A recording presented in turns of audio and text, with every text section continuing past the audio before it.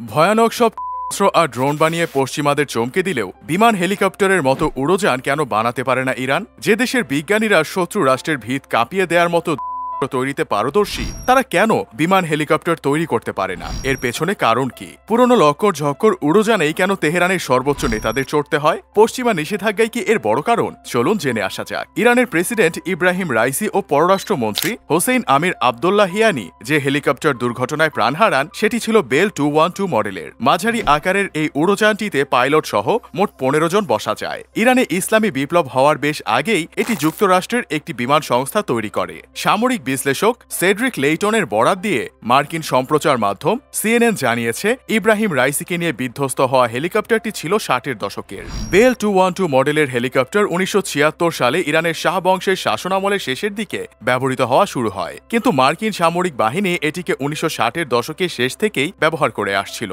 1979 সালের বিপ্লবের পর থেকে ইরানের ওপর বিদেশি নিষেধাজ্ঞা ও পারমাণবিক কর্মসূচি এবং ইউরোপিয়ান দেশগুলোর নিষেধাজ্ঞার কারণে দেশটি অত্যাধুনিক নতুন বিমান বা বিমানের কোনো যন্ত্রাংশ কেনা বা সংগ্রহ করতে পারে না। 45 বছর আগে ইরানের ওপর প্রথম মার্কিন নিষেধাজ্ঞা আরোপের পর থেকে ইরানের অর্থনীতি ক্ষতিগ্রস্ত হয়েছে, বিশেষ করে এই বিমান সংস্থাগুলো।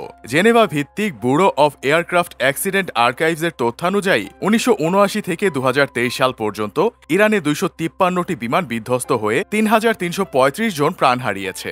এমন রেকর্ড সংখ্যক প্রাণহানির কারণ তাদের বিমান শিল্পকে উন্নত করতে না পারা। নিষেধাজ্ঞা আরোপের পরপরই সরকার নতুন বিমান আমদানি করতে না পারায় ইরানের বিমান চলাচল খাত বিশেষভাবে ক্ষতিগ্রস্ত হয়। 1980, 1990 এবং 2000-এর দশকের গোড়ার দিকে ইরানের পুরনো বিমানগুলো মারাত্মক দুর্ঘটনার মুখে পড়ে। নিষেধাজ্ঞার ফলে ইরান এখন বিমান বা বিমানের সরঞ্জাম আমদানি করতে পারে না যেগুলোতে 10%-এর বেশি মার্কিন যন্ত্রাংশ রয়েছে। এমনকি কিছু রাশিয়ান জেটও মার্কিন যন্ত্রাংশের ওপর নির্ভর করে। তাই তেহরান ও মস্কোর সাথে ঘনিষ্ঠ সম্পর্ক এবং তিনটি দেশেরই মার্কিন যুক্তরাষ্ট্রের সাথে কূটনৈতিক বিরোধ থাকা সত্ত্বেও ইরানের পক্ষে মার্কিন যন্ত্রাংশ থাকা যে কোনো বিমান আমদানি করা কঠিন। তাই এখনও ইরানি বিপ্লবের আগে কেনা তৃতীয় ও চতুর্থ প্রজন্মের বিমান দিয়ে তেহরান বিমান বাহিনী পরিচালনা হয়। Washington institute of near east পলিসির তথ্য অনুযায়ী 2019 সালের এপ্রিল পর্যন্ত 23টি ইরানি বিমান সংস্থার কাছে থাকা মোট 300টির মধ্যে 156টি বিমান পরিচালনা করছিল, যা স্পষ্টভাবে প্রতিস্থাপনের যন্ত্রাংশের অভাবে দেশটির প্রায় অর্ধেক বিমান ওড়ার অক্ষমতাকেই ইঙ্গিত করে।